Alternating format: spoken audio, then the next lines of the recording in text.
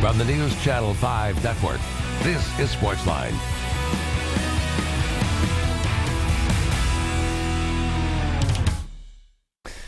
Hey there, SportsLine on your television. Steve Lehman here with you. Glad you are here with us on this Monday night on News Channel 5 Plus. We are in the middle of July. It is the slowest time of the year in sports, at least in these parts, with no Major League Baseball team around.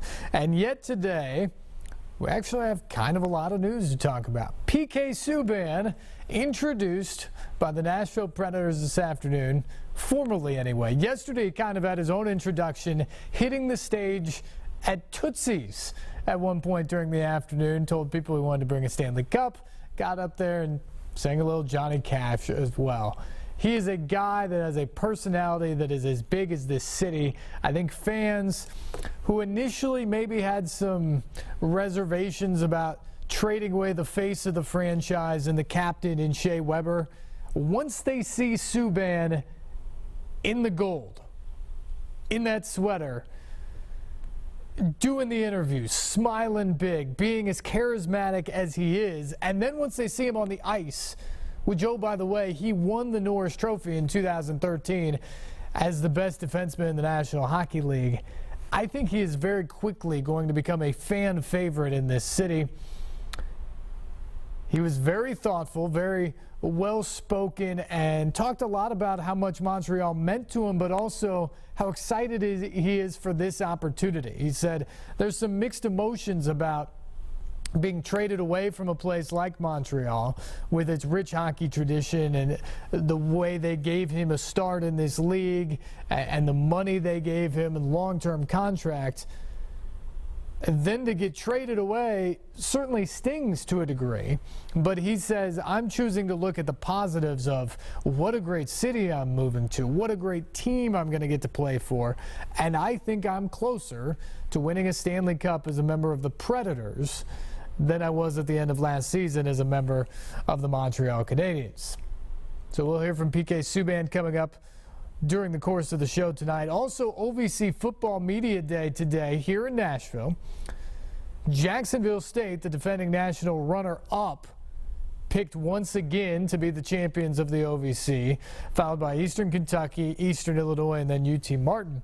The area teams not as highly regarded this year when it comes to the preseason prognostications within the league. Tennessee State sits at 6th. Although the Tigers believe they can be much better than that this year. O'Shea Ackerman Carter, the quarterback who was injured much of last year, did not get to play as much as he would like, as many as the Tigers did, because they were ravaged by injuries throughout the season. He's healthy. The Tigers are healthy. So they are ready to go and ready for this season and feel like they're going to surprise some people this year in how they're going to play, in how they're going to step on the field when the season actually begins.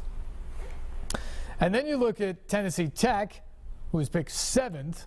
They've got a new coach in Marcus Satterfield taking over for Watson Brown, longtime Vanderbilt coach and a guy who spent a lot of seasons at Tennessee Tech in terms of building that program and laying the foundation there. It's on solid footing, although they have not been as successful in recent years as I know Watson would like and probably Tennessee Tech fans would like. Marcus Satterfield's a guy who helped build a program at Chattanooga. He went to Temple with Matt Rule, who's one of the hot young coaches in the country, and helped build that program. And now he gets his own program. 40 years of age, he takes over there, and he says, look, I'm not in a have to rebuild situation because of the job Watson Brown had done. The foundation is already here. We just need to turn it into a winning atmosphere where we can go compete for championships every year. The same cannot be said at Austin Peay. The Governors have won just one game in the past 3 seasons, and that is why the task in front of Will Healy is a monumental one. 30 years of age, a Chattanooga native, comes from Chattanooga. He was actually on the staff there with Satterfield for some time. He gets his first head coaching job. He will be the second youngest head coach in all of Division I football, the FBS or the FCS, when things kick off this fall. And he's got a big job in front of him, and he understands that too. He's got to instill a belief in this program. He's got to up the talent level in this program. And at some point, they just have to win some games. That's what everybody's thirsty for in Clarksville. But as Healy said today, some of the things are in place there. The administration is supporting this team now. The facilities are in place in Clarksville now. Now it's just about the recruiting piece of it. But if you have a vision and you have support from your administration and you have the facilities that you can show off, now all of a sudden selling that vision and recruiting those kids and upping the talent level is easier than it's been in the past. So that is the advantage that Healy has that maybe Kirby Cannon didn't have when he walked on campus 3 years ago, or some of the guys who have been the head coach there in the past have not had when they've experienced such a lack of success. But we'll see. We'll see if a young guy with a lot of energy, who's really bright, I know a lot of people who think a lot of Will Healy, and what he can be in the coaching profession. We'll see what kind of an impact he can have on Austin Peay right away and into the future. 737-7767 is the number tonight. We can hear from you on any of those topics. Also, the British Open yesterday across the pond at Royal Troon. What a final round. There were two guys really involved. It was Phil versus Henrik for 18 holes. The lead was great enough, and the way they started, no one else was going to catch them. It was just a matter of, would one guy go win it, or would the nerves catch up to him and would they back up? And so oftentimes we see it, individual sport, where you have minutes at times to think between each shot on the course. The nerves, the pressure, the moment gets to you, and these guys don't always perform at their best over the final 9 holes or even the final round when all of the weight of a major championship is right there on your shoulders. Yesterday we saw two guys at their absolute best. Phil Mickelson and Henrik Stenson for 18 holes in the blustery and rainy and terrible conditions there in Scotland. They were incredible. Shot for shot, they kept doing it over and over yesterday. It was fantastic theater on a Sunday morning, Sunday afternoon if you were in Scotland. And what blows me away is Phil Mickelson yesterday shot the best final round he has ever had in contention at a major. He shot a bogey-free 65 in a major championship final round. And he lost ground to Stenson. He was one shot back coming into the day. He ends up losing by 3 strokes because Stenson goes out and becomes the second man ever to shoot a final round 63 in a major. Joins Johnny Miller, the only other guy to ever do that in the final round of a major championship. A brilliant performance from Stenson yesterday to win the British Open. He becomes the first Swede to win a major championship. So I feel like we all should get free Swedish pancakes today or tomorrow in celebration of that fact. But the final round was incredible. To have two guys doing that in the same pairing and match each other shot for shot throughout was just amazing. And Phil did everything he could. His final score of 17 under for the 72 holes of the British Open would have won the Open Championship 141 of the previous 144 years. It wasn't good enough in Open number 145 because that's how good Stenson was. Third place this year in the Open Championship J.B. Holmes. He was -6 for the week. 11 shots back of Mickelson, 14 back of Stenson, who won. Stenson at 20 under par, rarefied air with that score at a major championship, rarefied total at Royal Troon and for the British Open. Just a remarkable closing round, and you got to give him a lot of credit. And remember, too, this is his first major title. First Swede to win it. It was his first opportunity to knock on that door and grab the claret jug. And the nerves didn't get to him. He played the best golf of his life when it mattered the most. So congratulations to Henrik Stenson. Congrats to Phil, too, because there's nothing to hang your head about with that round, because it was great.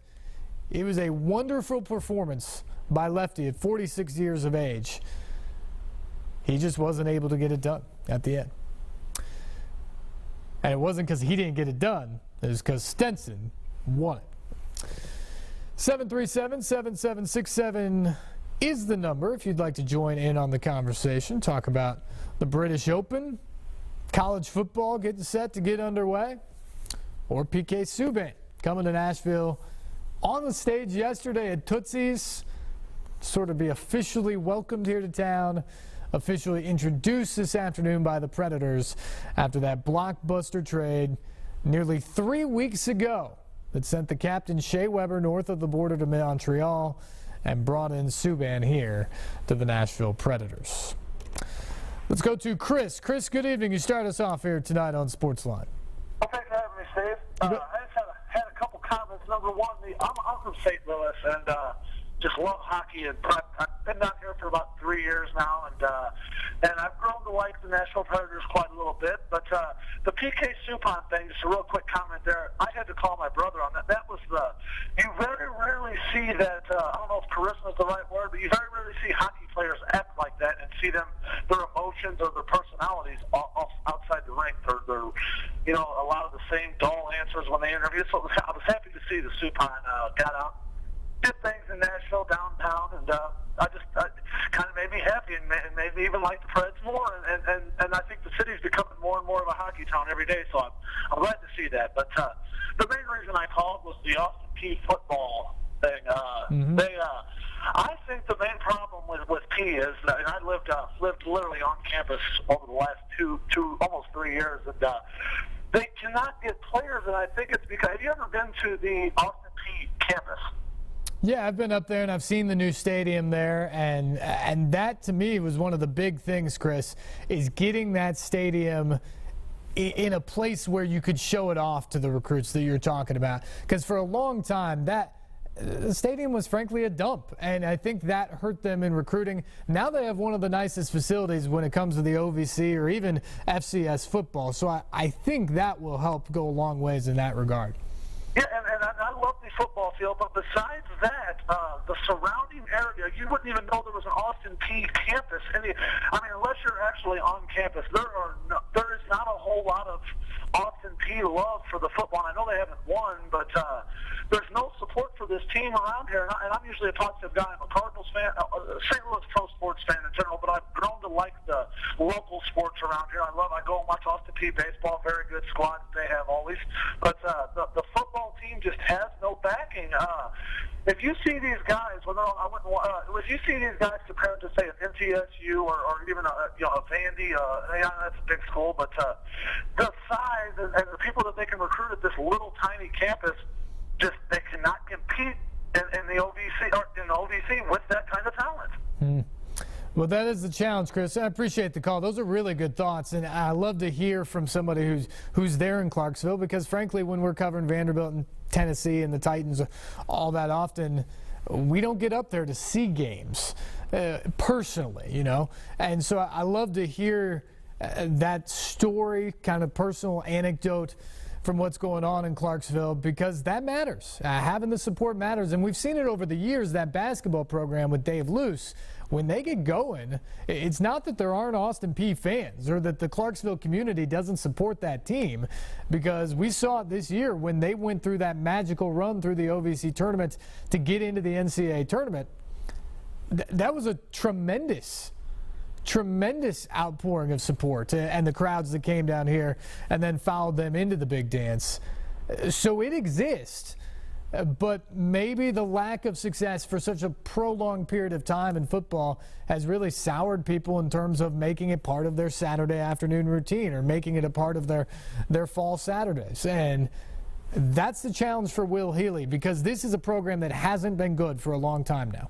So he's got to capitalize on his vision with the new facilities and the support on campus, but he's got to get the campus and the community involved. Create some excitement and some buzz, because that's the only way that you can truly go out and reach those recruits. And as we've seen throughout the state of Tennessee, high school football here is getting better and better. There are more and more athletes out there that you can recruit to Tennessee, to Vanderbilt, to Tennessee State, Austin Peay, on down the list. The talent is here in the state, but you've got to be able to go out and recruit them. You've got to be able to be competitive on the recruiting trails and what you can offer.